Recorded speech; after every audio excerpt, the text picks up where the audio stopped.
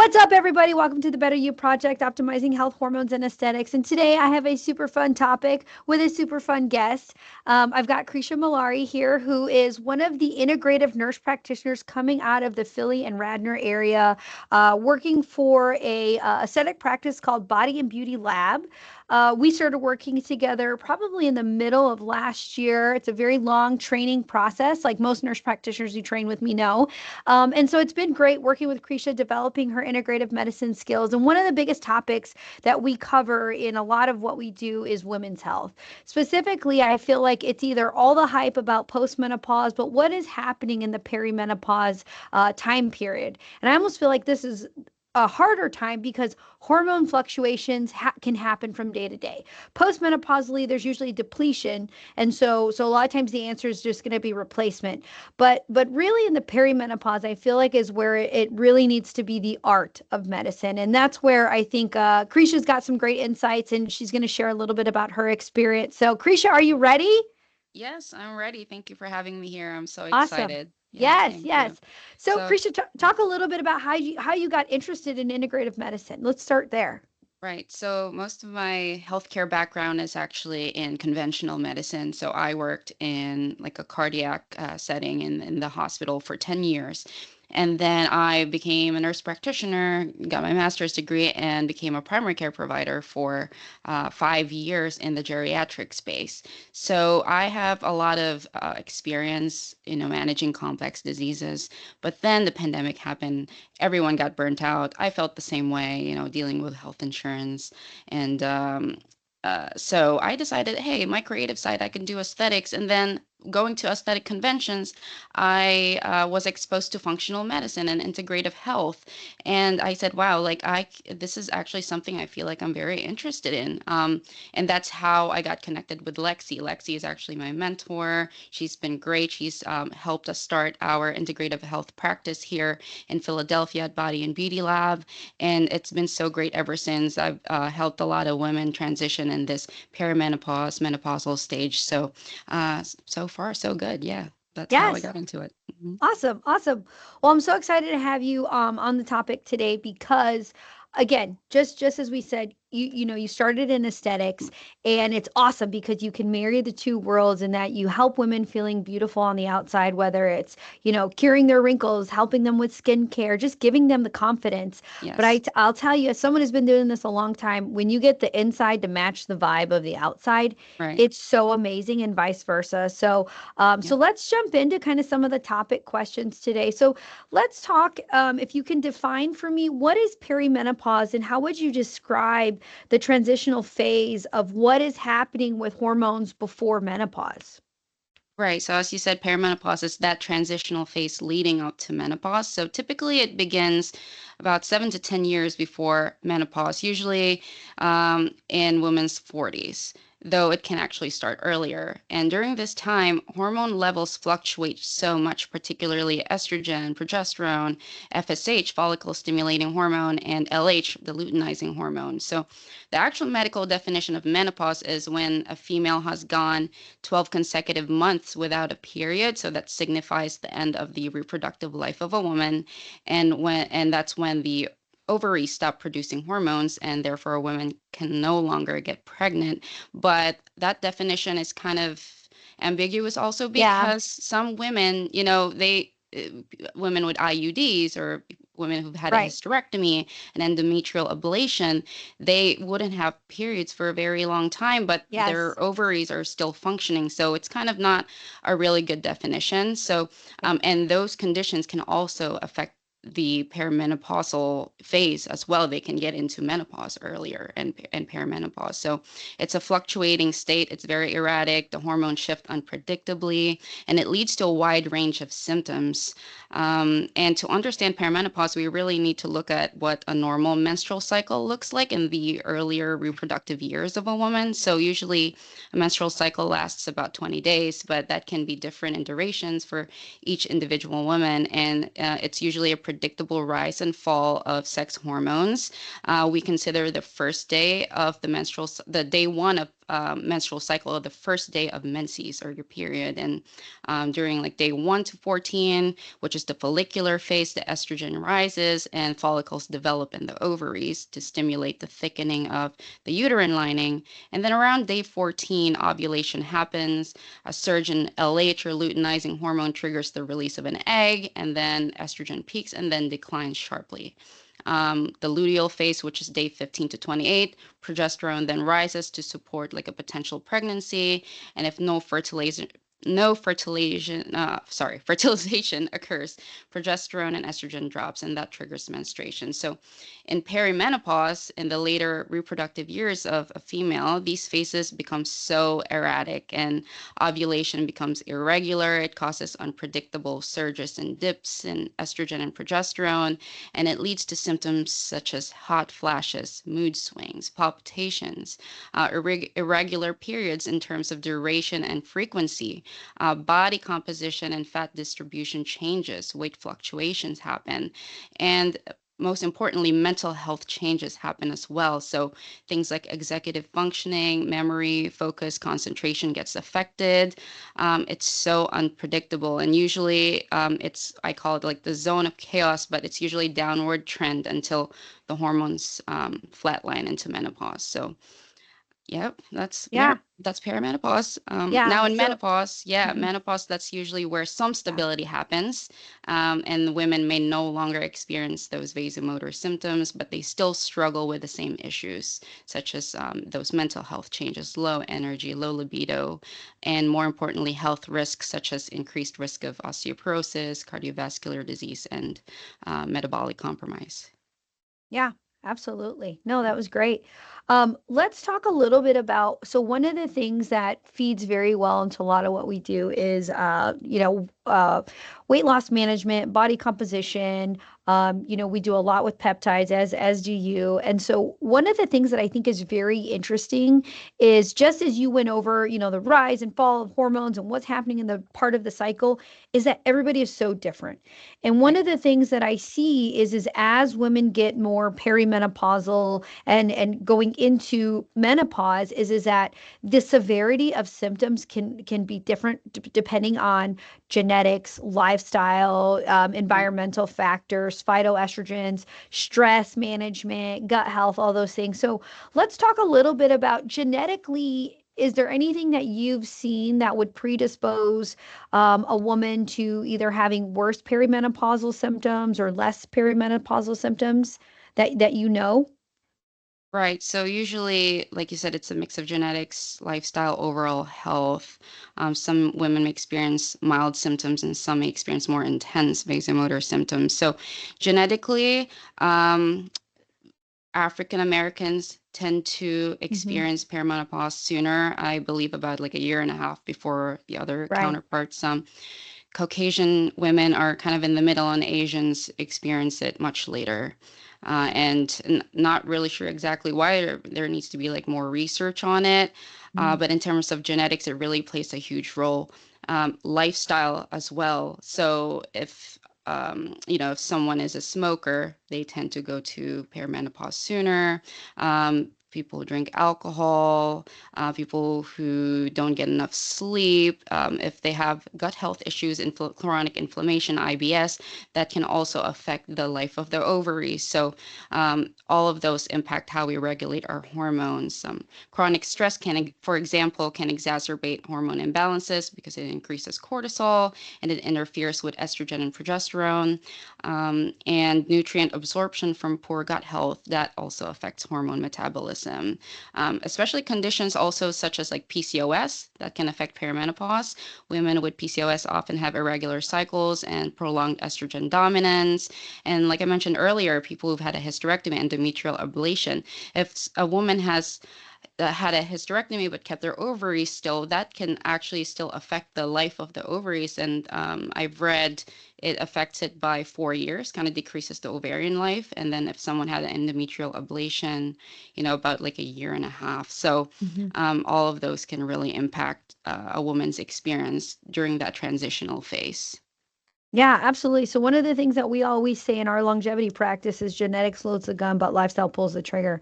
And Right, studies exactly. actually show that women who tend to, again, have more alcohol because the Right. liver is where estrogen is actually secreted, or metabolized out. And that if you have a woman who maybe they use wine to wind down every single Right. night, their Yeah. risk of going through menopause, and not only that, the severity of symptoms is much, much Right. greater.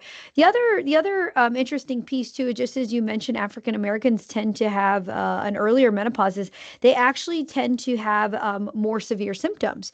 The other piece of research that I thought was interesting, I was preparing for a menopause talk I was doing on longevity, and what they found is that neurotherapy, while it may not change the number of vasomotor symptoms in patients when provided with like a stellate injection, it actually will improve the severity of it, which I thought was Oh, really interesting. As you know, we have a nurse practitioner who is undergoing a right. lot of hot flashes, and so Right. we're trying to be really consistent with doing neurotherapy, as it's a great non-hormonal option to help Right. someone with their vasomotor symptoms. So I always think that's super, super interesting. And just as you mentioned, gut health is absolutely key, which I think sometimes in the roles that we're in, Krisha, is that, Right. people come in because they were referred by their friend, and they're like, well, I just want to take this pellet, and I want to do this peptide, and I want it to like fix my whole life. And it's like, hold on, Right. you're going to have to make sure that we're looking at, your nutrition, your sleep, your mindset, Right. all these other things.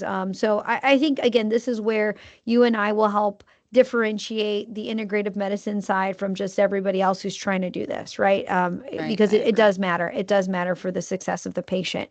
Yeah. Let's talk a little bit about some of the symptoms that we commonly see in perimenopause, because they're literally all over the place. They're Right. all over the place. I tell patients, abnormal is your new normal. So, Yes. so let's talk about what are the symptoms that you're typically seeing with your patients.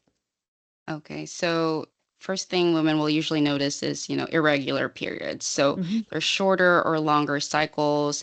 Bleeding can vary from heavy, light, medium. And then these cycles, in between periods, it could be a regular 28 days, and then they'll go months without a period. So that's usually the first thing.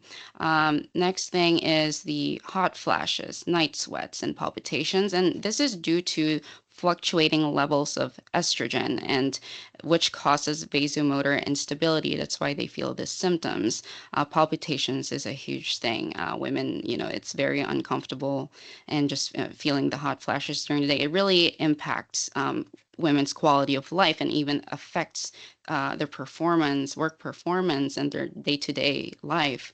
The mental health changes, as I mentioned. So the neurotransmitters in the brain are very sensitive to fluctuations in our sex hormones, not only estrogen, but also progesterone and testosterone as well. So it causes anxiety, depression, irritability, mood swings.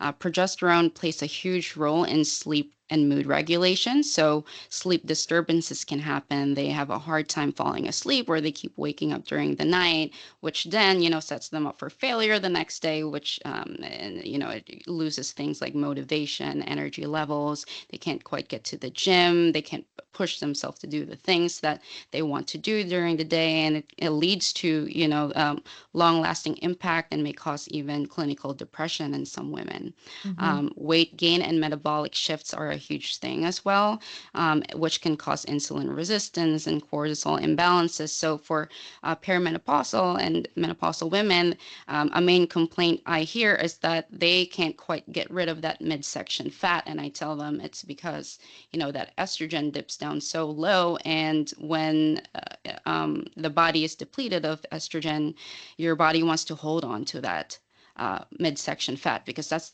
the only source of estrogen that they'll have from there on. And I mentioned earlier, brain fog, memory issues. I hear a lot of women say during this transitional phase, I started having brain fog, like the word escapes me. I can't really think, recall some events or places, people, yeah, they have a hard time with recall, and it impacts their day-to-day life. And the last thing is definitely changes in libido and vaginal health. Vaginal dryness is a big thing. So for estrogen and even testosterone as well is very important for the vaginal health, and not only the vaginal wall, but also like the urethral wall, the urethral lining. So women will complain of, increased UTI cystitis, some incontinence of the bladder, leaking, stress incontinence. So many things are affected. There's androgenic receptors everywhere in the body, and people just think it's a reproductive, the impact of these hormones, but it's all over. It's in the brain, it's in our Yeah. vascular system. So it's really important that women are educated about the importance of balancing their hormones, especially during this transition phase into menopause. Yeah, absolutely. And I think you've touched on all the really common symptoms. Some of the Mhm. atypical ones that we see is increase in migraines, Right. skin changes, rashes, food intolerances. I actually just got a message from a patient today about her ears being dry Mm. and itchy, and that's Oh, wow. actually a very it's atypical, but it's a common of Yeah. when you're going through menopause. Some Okay. other ones are going to be increase in joint pain, Right. more True. more arthralgias in joints, and that the shift Yeah. of estrogen, and that it's a Right. lubricating hormone can be the big thing. Another thing that we would see also too on the aesthetic side is they're just losing that volume. So you have estrogen receptors, just as you said, everywhere in your body, your brain, your heart, your bones, your vagina, everywhere. Right. It's also in your mid face. So you're going to start to see the maxillary fat pads, which is kind of like where your apples of the cheek are. They're starting to shrink and fall, and then they Right. take the whole operation with it. So you're going to see a larger or a heavier nasolabial fold, which then as Yeah. that travels south, you're going to see more jowling. So Right. so on the aesthetic side, estrogen is extremely important It is. for so many reasons. Right. And we have seen some great success utilizing topical estriol in I our was going to ask you skincare. about that. Yeah, in our skincare regimen. And actually, we compound it with GHKCU copper, Oh, the topical peptide, because that is going to also help from a anti-wrinkling, smoothing out some of that, because it will help block the release of acetylcholine. And then the estriol will help stimulate collagen and elastin. So as I say, it's just like we have skincare for our face. It's great on the vagina, so we have skincare for our vagina, but let's put it also back on our face. So I right. think all of those things are super, super important, in that you don't have to wait till you're completely done going through menopause. Like, there's so many things that Krisha and I do to help our patients in Right. the perimenopause, because I feel like in perimenopause, it's like you're chasing a moving target, because it's going to be different every day. So Yes, I exactly. think I think that's great. Let's talk a little bit about what do you see on the thyroid side of things. I know we're talking about perimenopause, so a lot of times we think sex hormones, but let's talk a little Right. bit about thyroid, because I always say, listen, I want to help you lose weight. The semaglutide is a great option, but if your thyroid is shit, it's like you're running an uphill battle. Like, that's just how it is. So addressing the thyroid, I think, is absolutely Right. huge. Talk a little bit about that, Krisha. Like, why do we look at free T3? Why do we look at free T4? What does that do? So yeah, I educate my patients too. So I do see a trend of the thyroid not being optimized. So we usually look at these reference ranges, and uh, it would be normal when a conventional, physician looks at it and tells them, hey, like they're within normal range. But in our parameters, it's a bit different because our goal is optimization. So I tell my patients the thyroid is a very important gland. It's important for metabolism of the body. And if it's not optimized, I don't mean just losing fat. I mean clearing out toxins in your body. I mean clearing out the bad cholesterol in your body. It affects so many functions in the body. The thyroid is a very important organ. So in order to optimize that, we check the levels. We check TSH, free T4, free T3, and also TPO antibodies. I've actually diagnosed of several of my patients with Hashimoto's, which is an autoimmune condition where the thyroid kind of destroys itself, and they don't know because they're asymptomatic, they don't have any symptoms. But then in the long run, if those antibodies in the long run, it will destroy the thyroid and affect their thyroid function and their metabolism. So usually I see kind of not optimal TSH. So that's when the brain is sending signals to the thyroid saying, hey, you need to work harder. You need to produce these hormones. You're not producing enough. And then not free T3 is the metabolically active hormone that actually goes inside the cells and drives metabolism. A lot of, in conventional medicine, and I know because I was a primary care provider at the time, I thought free T4 was the only thing that I needed to check, not realizing free T3 is the actual, like free T4 is the precursor to free T3, and that's the more important active hormone that goes inside our cells. So I also see a lot of not very optimized free T3. Our goal in integrative medicine is between 3 to 4.5, and a lot of the patients I see are below that. So it's not optimized, and no wonder why people are feeling very tired. So what I do to optimize these hormones, I make sure that the basics are met, right? So vitamins and minerals are very essential. So things like selenium, zinc, tyrosine, vitamin A, vitamin D. A lot of people are very low in vitamin D, and they don't realize that's very important for thyroid support. So dietary counseling is a big thing I do to support the thyroid. You're making sure they're eating foods that are rich with these vitamins and minerals. And also we have a supplement that has all this in one capsule that they can take in the morning if someone's, kind of busy and they're like, I just need everything in one pill. And it's very, very helpful. So those are the things I suggest for them to support their thyroid. Yep. Yeah. Yeah. No, I think that's Mhm. great.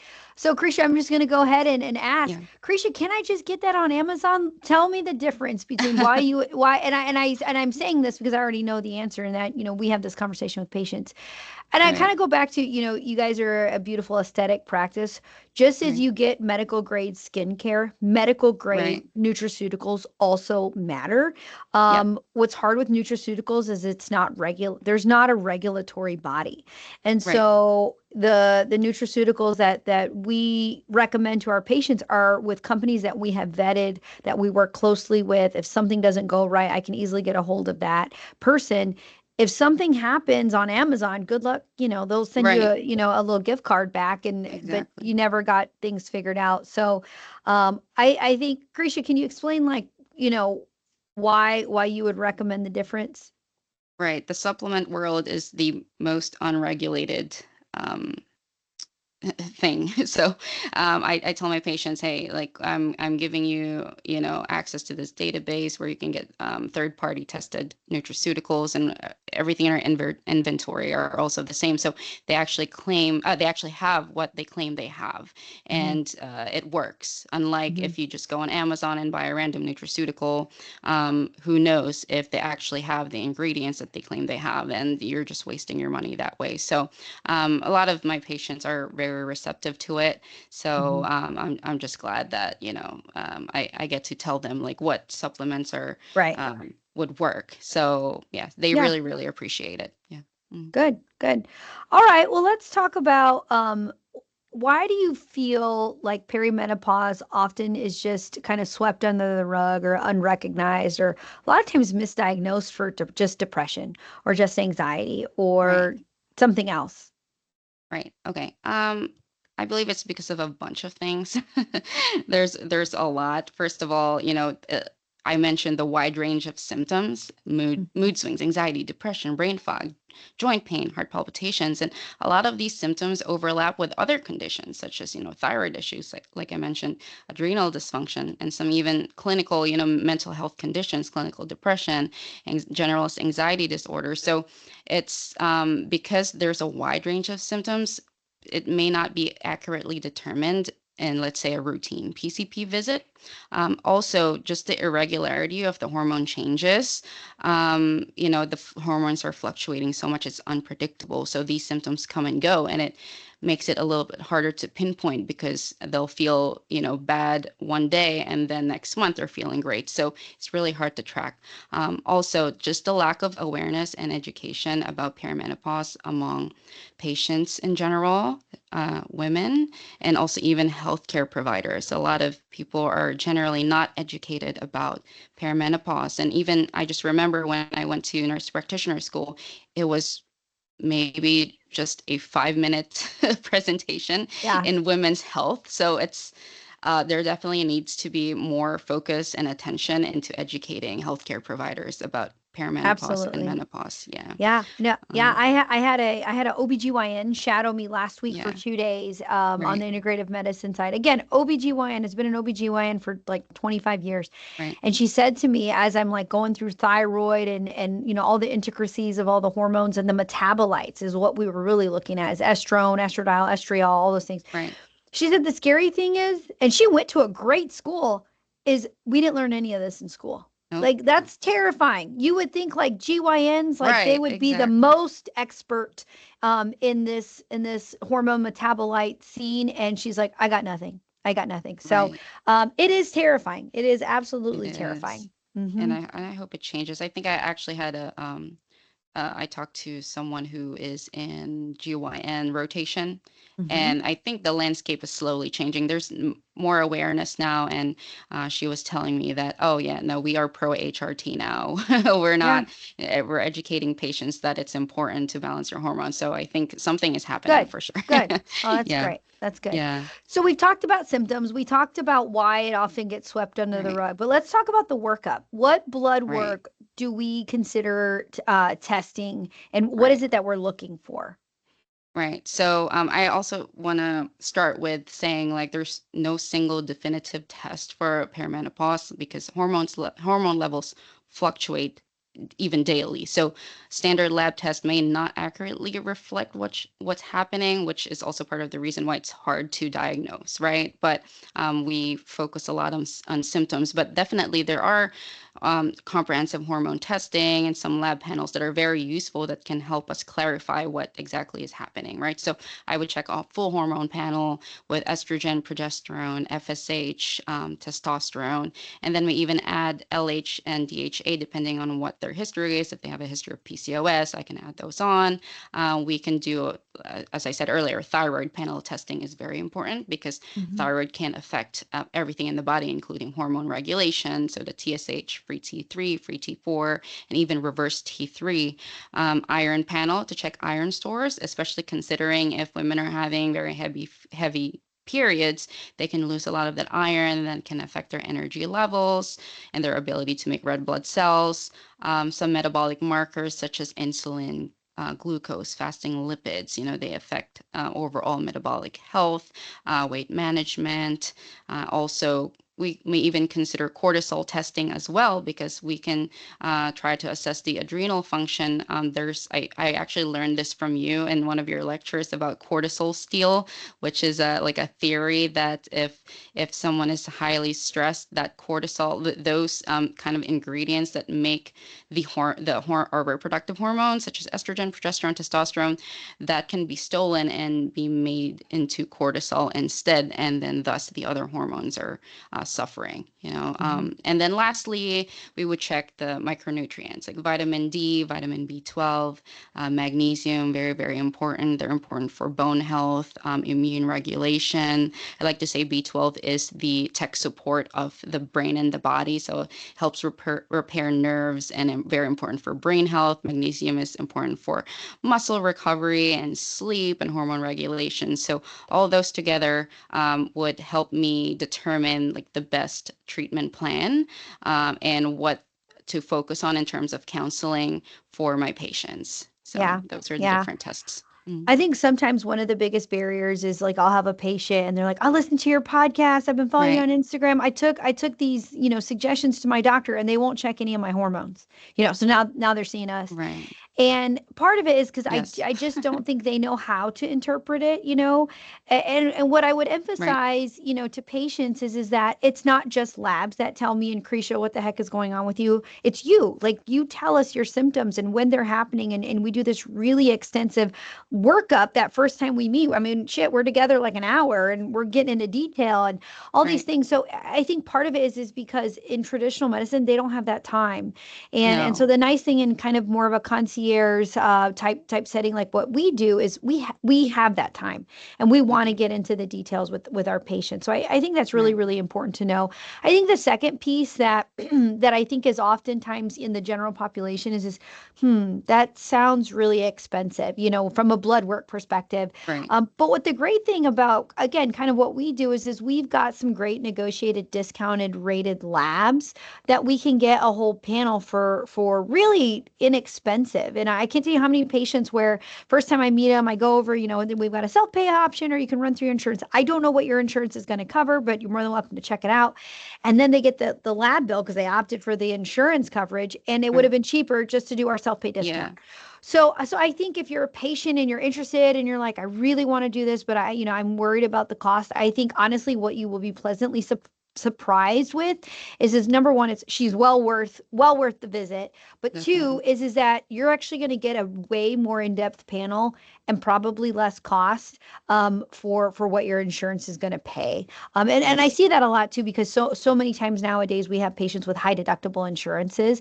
And Right. then the nice thing is you can use an HSA, Yeah. so I think there's a lot of ways to make it very affordable for patients. So you can really, spend your money on your health because you're only going to get one body, right? Um, Exactly. so I think that's absolutely key. Let's talk a little bit about now, Krisha, is how do we manage some of these perimenopausal symptoms effectively? Where do Right. you start with patients? Yeah. So a holistic approach really works best when we're, you know, determining a treatment plan for this for our patients. So usually I always emphasize lifestyle. So things like their diet, focusing on whole foods, and anti-inflammatory diet or Mediterranean diet is probably the best for them. Definitely emphasizing strength training, improving the muscle mass. A lot of my perimenopausal patients, we have a machine called InBody, and that can measure muscle mass.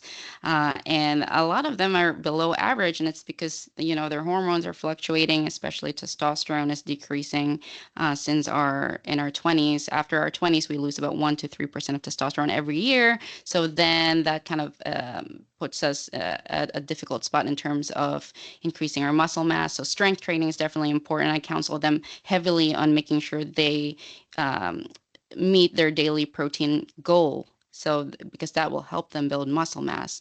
Stress management, like I said earlier about the cortisol, so breath work, mindfulness, making sure they have a good sleep hygiene, they're very crucial. And the biggest thing is really hormone replacement therapy as well.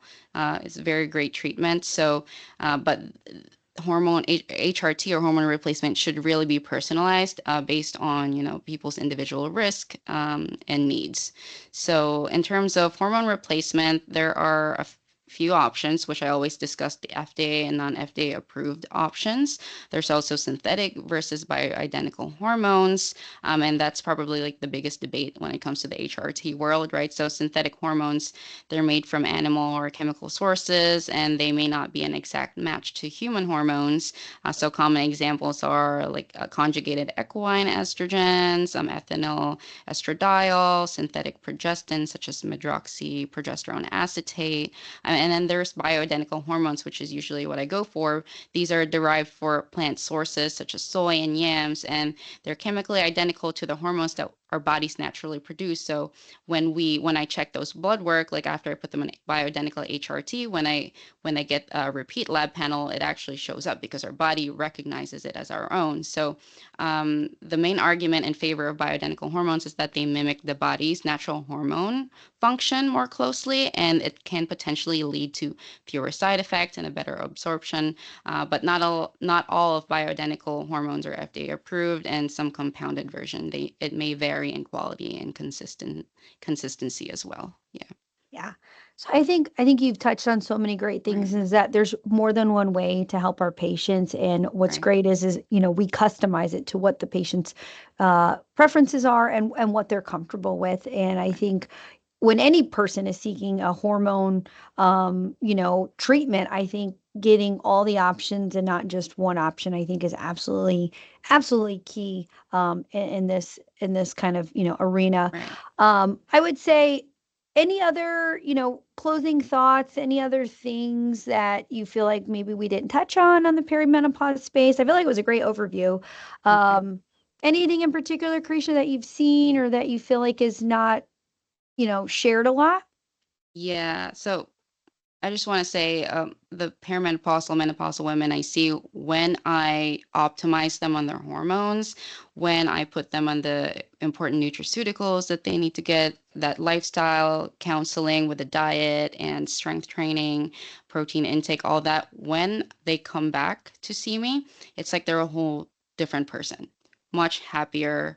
They say they don't have memory, brain fog issues anymore. They enjoy life. I think someone has told me before, the world seems like black and white, and then now it's full of color. So it just warms my heart seeing these women thrive, especially during this phase, because usually, 50s, 40s, 50s, that's when women are in the height of their careers, so it's just a shame sometimes that some women are not educated on ways to optimize their hormones this way.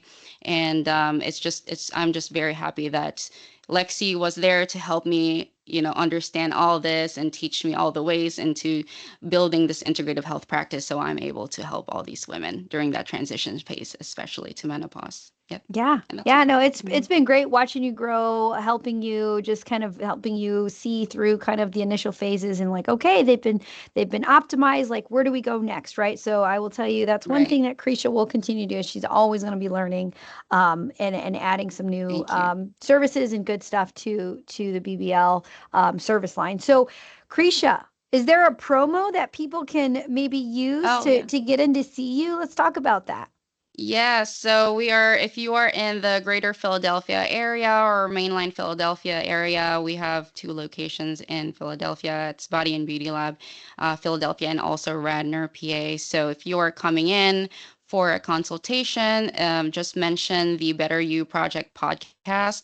And if you listen to this, we are doing a free complimentary lab panel. So we were talking about the cost earlier, right? So that's going to be complimentary for you, just coming for a consultation. And this is just a way, for us to thank you for listening to this podcast. And hopefully you learned a lot. And I hope to see you at our practice soon. Yeah. Yeah, yeah, share it with your Mhm. friends. Okay, so where can people find BBL online? Website. It would be, I believe, bodyandbeautylab.com. Yes, Okay, bodyandbeautylab.com. and And then then we're go also ahead. on Instagram, Body and Beauty Perfect. Lab on Instagram as well. Yeah. Yep. And then if people Mhm. want to follow you on Instagram, Krisha, what's your handle? Yes, my handle on Instagram is Krysha.np, so KRYSHA.NP as a nurse practitioner. And I Perfect. post some videos. I'm trying to be like Lexi and posting more educational videos there. So follow It's me a so that it's a slippery slope. It's a yeah. slippery slope. All right. Well, this has been All right. awesome, Krisha. I hope that for all the listeners that are listening, you took some great information away. Again, if you're in the Philly area, mention the Better You Project, and you will get a complimentary lab panel with Krisha. And yeah, cool. Thank you, Krisha. All right. You're welcome. Thank you, Lexi. Have a good one. Happy Valentine's to everyone, by the way. Yeah.